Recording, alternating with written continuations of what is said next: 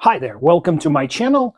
You are in for a treat, especially if you are shopping for a very inexpensive pocket blade. Because today we're going to dive into the knives that are priced below $9. This year, Walmart is really outdone itself in delivering a whole bunch of various very inexpensive knives. None of these knives exceed $9, and some are under $8. Let me introduce to you new Ozark Trail. Some of them have been given a name, others were not, so we're going to name them ourselves. This is the Trailman, the Glacier. This is no name, but it has gills like a fish, so we're going to call it Gills. And this one is skeletonized, see-through handle, so we're going to call it Bones with a Z on the end. Why? Just because we can. Let's compare the Trailman to some of the very popular knives on the table. It's as long as Buck 110, but it is about an eighth of an inch thinner. Its length is 8.5 inches. The blade's length is 3 3/4 inches. The cutting edge will be as long as the length of the blade, and the style is clip point with a straight line going from the spine to the tip. The biggest Ozark Trail folder to date, the Trailman weighs 4.3 ounces, which is just over half of what the 110 weighs. Next, we're looking at Glacier, which is a 7.5 inch long knife when opened, with a blade length of 3.05, just over 3 inches. And it's quite a bit smaller than the 110, but similar in size to Buck 112 lightweight, while being a third of an ounce lighter at 2.2 ounces. The next 7.5 inch long knife on the table is the Gill, whose blade length is 3.05, same as the Glacier. With its full steel liners, it is quite a bit heavier, coming in at 3.8 ounces. It is 1/8 of an inch thinner than the Buck 110, roughly the same thickness as the Trailman, a little over half an inch thick, and substantially thicker than the Glacier, well, about 1/10 of an inch. I don't know, is it substantially? To me, it is. Finally, the Bones is also 7.5 inch knife with a 2.9 inch blade, which makes it legal in any jurisdiction permitting carrying a folding locking knife. Once again, it's about an eighth of an inch thinner than the 110 and maybe just a hair thicker than the Glacier, both knives being clearly intended for a lightweight backpacker hiker. I do believe that Bones is more robust in its construction than the Glacier. All four knives have comfortable, grippy, ergonomic handles, but let's talk about deployment mechanism and robustness of the locking system. The Trailman has a flipper tab opening only, runs on tiny nylon-bound ball bearings. Comes out without a play up or down or side to side. Some people call it lock rock. There isn't any. And the action is pretty robust.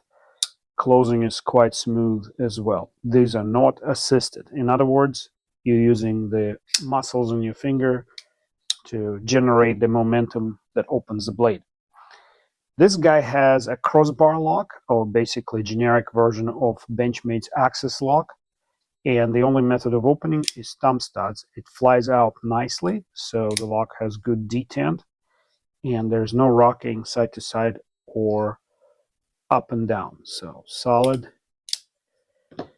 And now we're looking at the Gills. The Gills has flipper tab and thumb studs opening. And in my experience, usually it's one or the other that works best.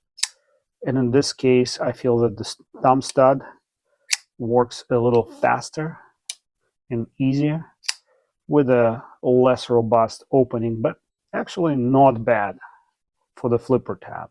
And again, no rocking up and down, side to side. Good to go here. And then the Bones only uses thumb stud for opening. Detent is medium to high, which is good.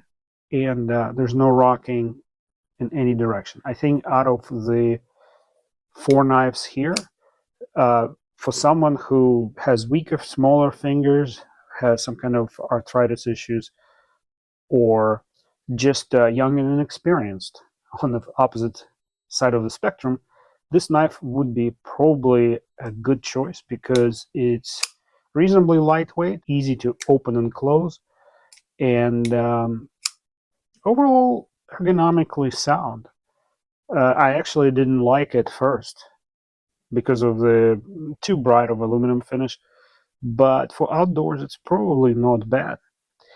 Now let me circle back to the Glacier. Last year they came out with the first version of this knife.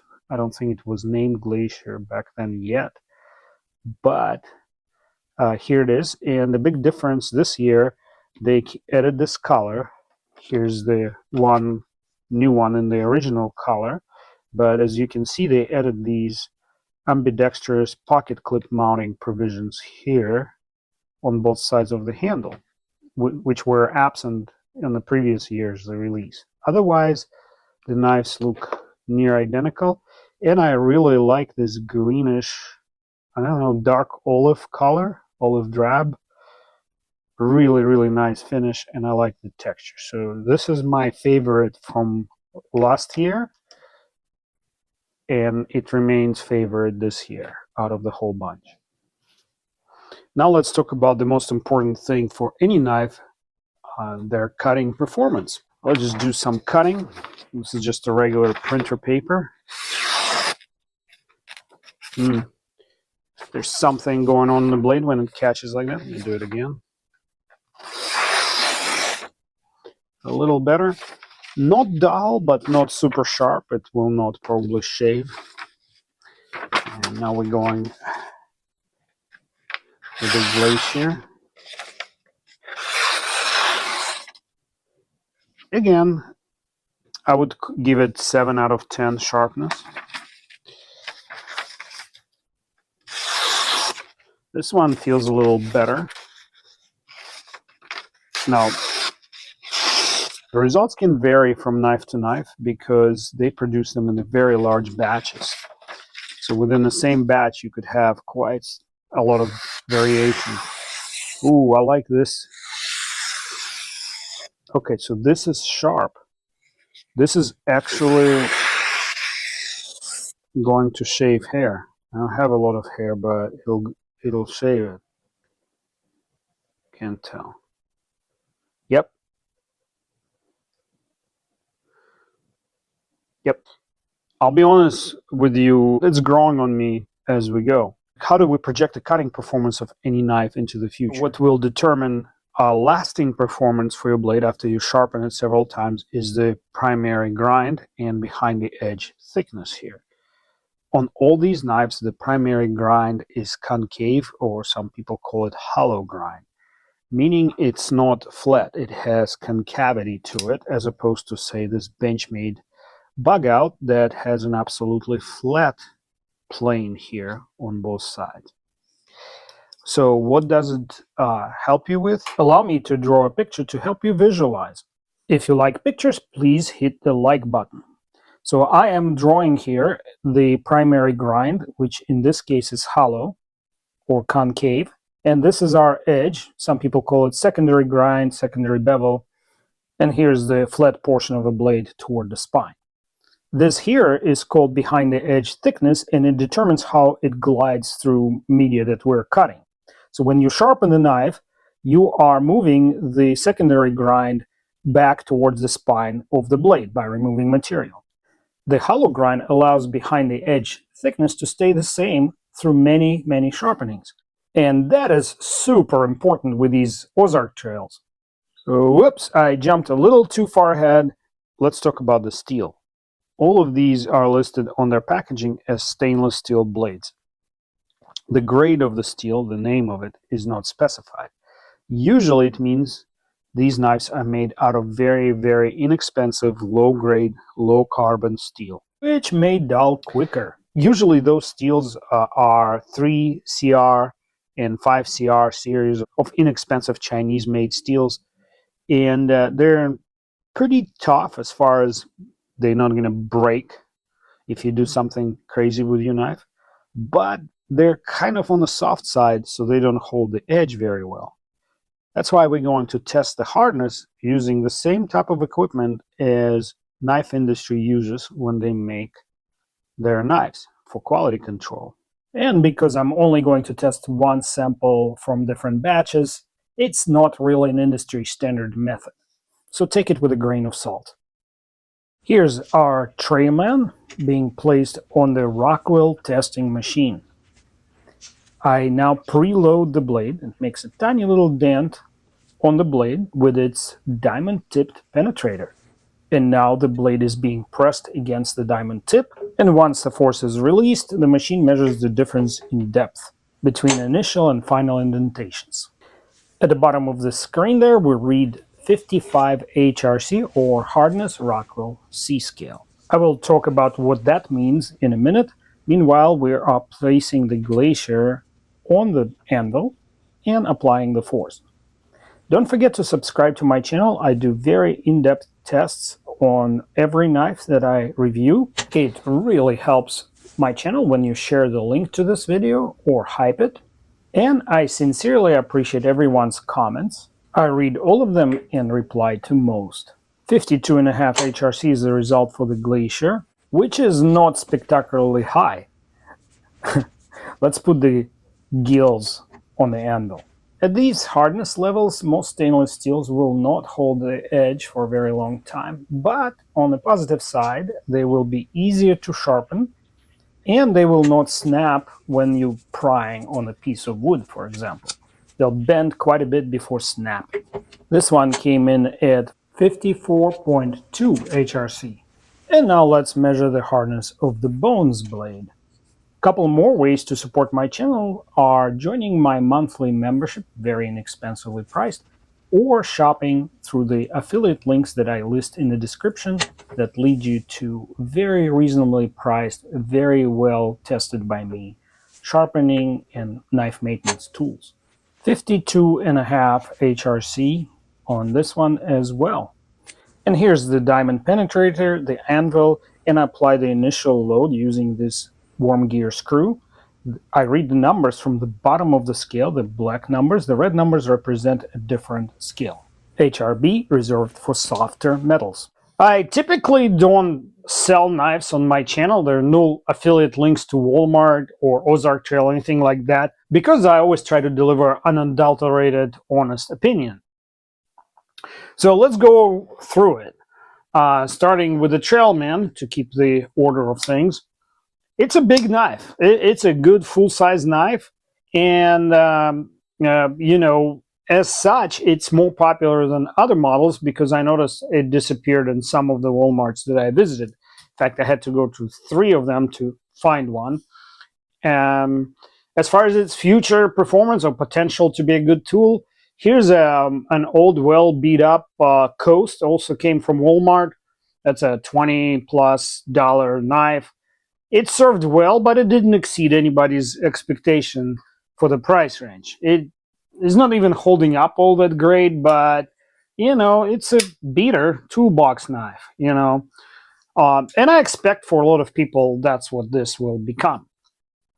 The favorite of mine is the Glacier, and even though the blade is on the softer side, I think it's a great entry point for somebody who wants to learn about using the safer locks like this crossbar lock, and B, wants to learn how to sharpen for 2 reasons. At this 52.5 HRC hardness, you're going to need to sharpen it frequently, and because it's a softer steel, it'll be a lot easier. You don't have to invest into like diamond sharpening stones. You can sharpen it using just about any sharpener out there. Watch my videos on sharpening. There's some types of sharpeners I don't recommend, but predominantly one can learn skills with any device. So without hesitation, this one I would recommend for somebody who is shopping, especially as a gift. The Gills. The Gills is actually on par with anything that Civivi, Sencut, and some of the Kershaw models that are out there. And it doesn't feel cheap, you know. The flipper tab could go away because it runs a lot better and a lot easier with a thumb stud with much more authority. All in all, it's a decent tool. And big surprise for me was the skeletonized bones. Clearly, they designed it to compete with what's it called, Gerber power frame. You know, it's definitely not going to underperform the Gerber. Nobody ever said anything good other than it's lightweight and easy to carry about the power frame. This one will perform just as well. It has an uncoated and well sharpened blade, so right out of the packaging it will serve you well. And again, you will be able to learn how to sharpen. A knife has a slight recurve to the blade right here. It's curved that way, so that poses a tiny little bit of an extra challenge. So a good learning sort of aid for a new knife enthusiast. And all in all, it's a lightweight, pretty robust construction due to aluminum scales. I think it's going to be a great backpacker's knife. You know, I hike quite a bit. You can't harvest wood. You can't chop firewood either in the state or national parks. You're supposed to leave everything as you find it. But to open packages and work around the camp, potentially it's a decent tool. And for some reason, you know, I actually reviewed several Ozark Trail models by now on my channel. You can find these videos there, and I'll put some links in the description. The uncoated blades perform better than the coated ones. So if I were choosing something for myself, I would go with an uncoated Ozark Trail style knife. Well, that brings us to the conclusion of the video. I hope you found it helpful. Please don't forget to hit notification bell after you subscribe to my channel, because this way you will not miss any of my reviews. And I review knives ranging from $5 in value to maybe over $1,000 in value. So there's a little bit for everybody. Plus, I do a lot of sharpening video. I apologize for the self-promotion. Have a great holiday season in 2025, whatever left of it, and see you in the next video.